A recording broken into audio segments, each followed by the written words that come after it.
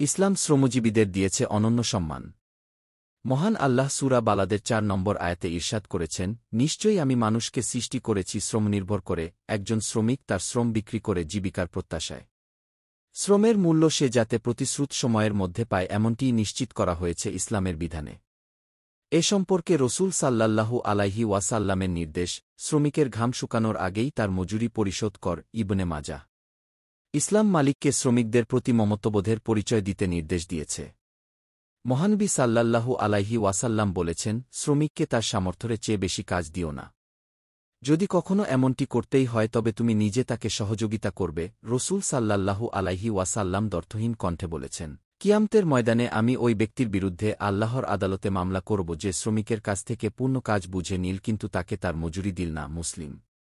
ইসলামে এক মানুষের সঙ্গে অন্য মানুষের কোনো পার্থক্য স্বীকার করা হয় না, যে কারণে শ্রমজীবীদের কোনোভাবেই অবজ্ঞা করার সুযোগ নেই।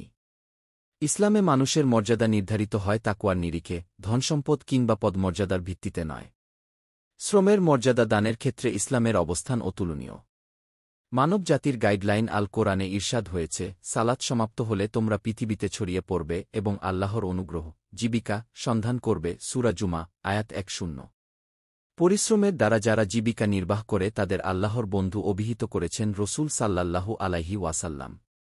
শ্রমজীবী মানুষের মর্যাদাকে আকাশছোঁয়া করা হয়েছে এ অভিধার মাধ্যমে। রসূল সাল্লাল্লাহু আলাইহি ওয়াসাল্লাম পরিবারের জন্য নিজে পানি বহন করতেন, নিজের জুতা নিজে সেলাই করতেন। মসজিদ নির্মাণ, পরিখা খনন সহ সামাজিক কাজে তিনি অংশগ্রহণ করেছেন। শ্রমের মর্যাদা প্রতিষ্ঠিত হয়েছে আল্লাহর নবীর শ্রমের মাধ্যমে।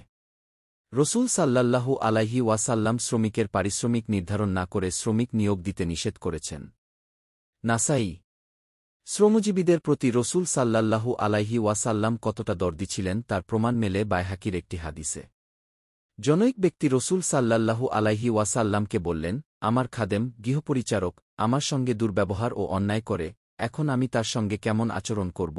উত্তরে তিনি বললেন, দৈনিক তাকে ৭০ বার ক্ষমা করবে। হযরত আবু মাসুদ রাদিয়াল্লাহু আনহু বলেন, একদা আমি আমার কাজের লোককে চাবুক দ্বারা প্রহার করছিলাম। এমন সময় পেছন থেকে কে যেন রাগের স্বরে আমার নাম ধরে ডাকছিল, হে আবু মাসুদ, হে আবু মাসুদ।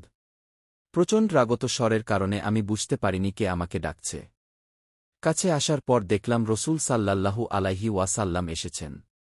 এরপর আমাকে বললেন, আবু মাসুদ, তুমি এই শ্রমিকের উপর যতটা শক্তিশালী, মহান আল্লাহ কিন্তু তোমার উপর তার চেয়েও বেশি শক্তিশালী। ইসলামে শ্রমে নিয়োগের ক্ষেত্রে শ্রমিকের যোগ্যতা, সক্ষমতা ও পারিপার্শ্বিক অবস্থাকে গুরুত্ব দেওয়া হয়েছে। রসূল সাল্লাল্লাহু আলাইহি ওয়াসাল্লাম বলেছেন, অধীনদের জন্য খাবার ও পোশাকের ব্যবস্থা করবে, তাদের উপর সাধ্যাতীত কাজ চাপিয়ে দেওয়া যাবে না। মুসলিম। সোজা কথায় কোনো শ্রমিকের উপর সাধ্যাতীত কাজ চাপানো ইসলামের দৃষ্টিতে গ্রহণযোগ্য নয়। লেখক, ইসলাম বিষয়ক গবেষক।